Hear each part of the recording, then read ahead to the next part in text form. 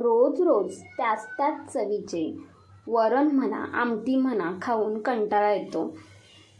तर वेगळ्या पद्धतीच्या चवीची आमटी बनवली तर 2 घास जास्तीचेच जातात. नमस्कार, सुहानीज किचनमध्ये आपले स्वागत आहे. आज आपण थोड्या वेगळ्या चवीची आमटी पाहणार आहोत.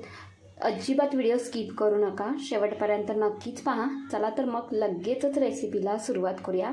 तर इथे मी मूग डाळ आणि मसूर डाळ अशी मिक्स डाळ 1 वाटी घेतली आहे. कुकरमध्ये शिजवून घेणार आहे. त्यासाठी कुकरमध्येच घालून घेतली. स्वच्छ धुवून घ्यायची 2 ते 3 पाण्याने.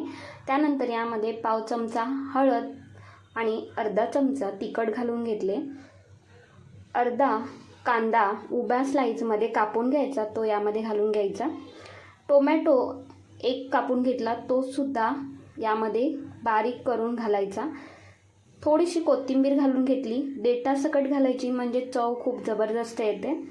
1 चमचा तेल घालून घ्यायचे आणि कुकरचे झाकण लावून आपल्याला याच्या 2 शिट्ट्या फक्त काढून घ्यायच्या आहेत. कारण मसूर डाळ आणि मूग डाळ शिजायला जास्तीचा वेळ लागत नाही, त्यामुळे 2 शिट्ट्यांमध्येच डाळ व्यवस्थित अशी ही शिजली जाते.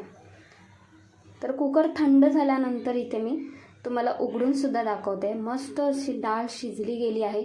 मऊसूत शिजली पाहिजे अशी डाळ शिजली गेली आहे. तर पळीच्या साहाय्याने आपण ही डाळ घोटून घेऊयात.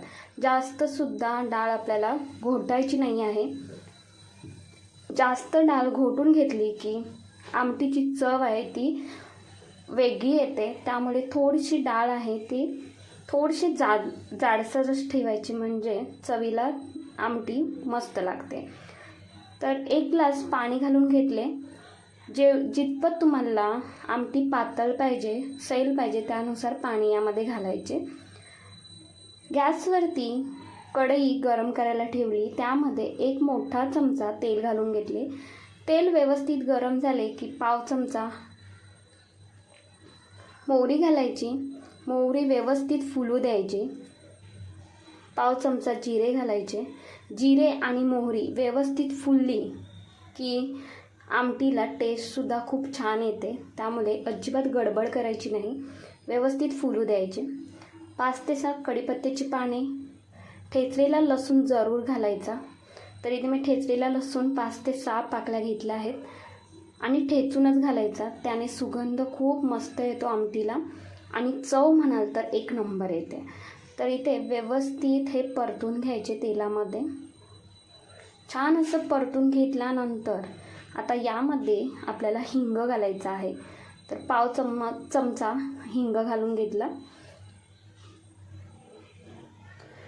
टोमॅटोसुद्धा वरून इथे मी फोडणीमध्ये घालून घेते. अर्धा टोमॅटो थोडा मोठा कापून घ्यायचा जाडसर आणि तो यामध्ये घालून घ्यायचा. त्यानंतर आता यामध्ये मसाला घालायचा आहे, म्हणजेच तिखट घालायचे आहे. तर इथे मी बेडगी मिरचीचे तिखट घालून घेते, त्याने रंग खूप मस्त येतो. तर अर्धा चमचा बेडगी मिरचीचे तिखट आणि 1 चमचा कांदा लसूण मसाला इथे मी वापरते. तुम्हाला कांदा लसूण मसाला वापरायचा नसेल तर तुम्ही स्किप केला सरळ तरीसुद्धा चालेल. पण थोड्या वेगळ्या पद्धतीची आपल्याला आमटी बनवायची आहे, त्यासाठी इथे मी कांदा लसूण मसाला 1 चमचा वापरला. गॅसचा फ्लेम हाय करायचा आणि त्यानंतर शिजवलेली सर्व डाळ यामध्ये घालून घ्यायची. रंग पाहताय तुम्ही, खूपच सुरेख असा आलेला आहे आमटीला. तर यामध्ये तुम्हाला अजून पाणी घालायचे असेल तर थोडेसे तुम्ही पाणी यामध्ये घालून घेऊ शकता, म्हणजे जास्तीचं पातळही नको आणि जास्तीचे घट्टही नको आमटी. त्यानंतर चवीनुसार मीठ घालून घेतले. थोडीशी वरून कोथिंबीर घालून घ्यायची आणि गॅसचा फ्लेम अगदीच मंद ठेवायचा आणि मंद आचेवरती आमटीला व्यवस्थित अशी उकळी काढून घ्यायची आहे. तर व्यवस्थित अशी उकळीसुद्धा आलेली आहे. इथे पाहताय तुम्ही, रंग म्हणाल तर 1 नंबर आलेला आहे आणि चवीला म्हणाल तर खरंच जबरदस्त ही आमटी तयार होते. तर एकदा तुम्ही माझ्या पद्धतीने ही आमटी नक्कीच बनवून पहा, सर्वांनाच आवडेल आणि पावसाळ्यामध्ये जरूर ही आमटी बनवा. तर तुम्हाला ही रेसिपी कशी वाटली ते मला कमेंट्समध्ये नक्कीच कळवा. आवडली असेल तर एक लाईक, शेअर, हाईप तसेच सुहानीज किचनला सबस्क्राईब करायला अजिबात विसरू नका. धन्यवाद.